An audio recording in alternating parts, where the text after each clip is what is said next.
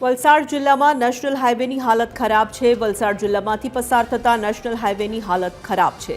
Vapi Shamlaji highway ધોવાયો છે। National highway 56 પર મસ મોટા ખાડા પડ્યા છે। નેશનલ હાઈવે 56 પર ડામર જ ગાયબ થયો હોય તેમ લાગી રહ્યું છે। હાઈવે પર ઠેર ઠેર કાદવ કીચડનું સામ્રાજ્ય જોવા મળી રહ્યું છે। હાઈવે પરથી પસાર થતા અસંખ્ય વાહન ચાલકો પરેશાન છે। રોજિંદા અકસ્માતોની હારમાળા સર્જાઈ રહી છે। ટ્રાફિક જામમાં કલાકો સુધી વાહન ચાલકો ફસાય છે। વહેલી તકે ખાડાઓ પૂરવામાં આવે તેવી લોકોની અને વાહન ચાલકોની માંગ છે। बारिश में इस रोड की सबसे ज़्यादा समस्या इसी रोड में आ रही है। सबसे ज़्यादा मुझे 3 साल हो गए परमानेंट इस रोड पे चलते हुए। आज तक मैंने देखा है कि इस रोड से ये पहली ही बारिश में ख़त्म है रोड। अब 4 महीने बराबर ऐसी रोड चले गए। और सबसे ज़्यादा हाईवे नेशनल हाईवे है। बड़ी गाड़ियाँ निकलती हैं, छोटी गाड़ियाँ निकलती हैं, आगे फैक्ट्री एरिया भी है, वर्कर भी निकलते हैं, स्टाफ भी निकलता है। बड़ी दिक्कत पड़ रही है साहब सामने। रोड पड़ा हुआ है कि गाड़ी में बहुत सारा नुकसान होता है। इसमें गाड़ी का पाटा टूटता है, कभी हाउसिंग ये होता है, कभी टायर फूट जाता है, कभी बाइक वाले स्पीड आए तो बाइक वाला भी गिर सकता है। इधर कार भी कभी कभी ऐसा किधर भी जा सकता है, ऐसा एक्सीडेंट भी हो सकता है उसमें।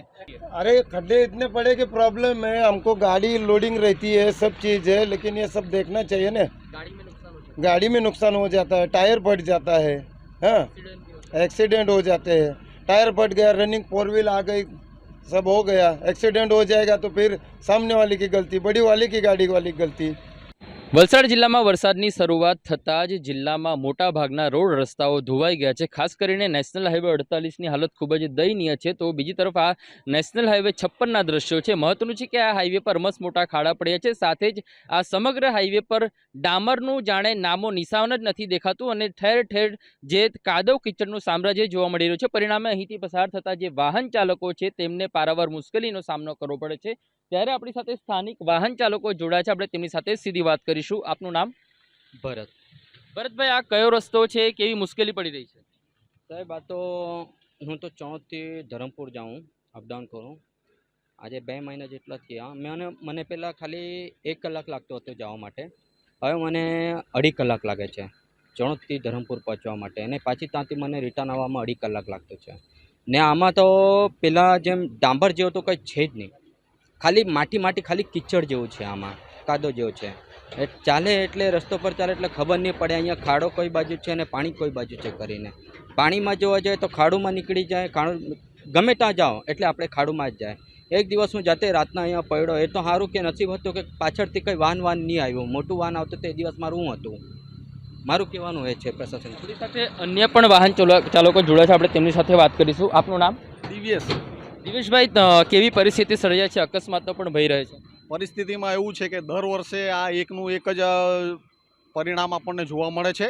ઘણા એવા ખાડા ખબૂચિયા તમે જાતે પણ જોયા છે અને જોવા મળે છે। ખાડા ખબૂચિયાના કારણે પાણી ભરાઈ જાય છે। બાઇક ચલાવવામાં એટલી તકલીફ થાય છે કે ખબર નથી પડતી કે ક્યાં કેટલો ખાડો છે અને ક્યાં કેટલું પાણી ભરાયું છે, જેના કારણે બાઇક હોય કે એ પછી ગબડી જાય છે, જેના કારણે પાછળના માણસો પણ અથડાય છે અને ટ્રક ને એ રીતના પણ આપણે બાઇક લઈને જવું મુશ્કેલ બને છે। ટ્રકના કારણે આપણે સાથે જવું હોય તો આપણને ડર લાગે છે કે કેમ એ ડોલમ ઝોલા ખાઈને જે રીતે ટ્રક ને બધું વાહન જાય છે, આપણે બાઇકવાળાને ઘણી એવી મુશ્કેલી પડે છે।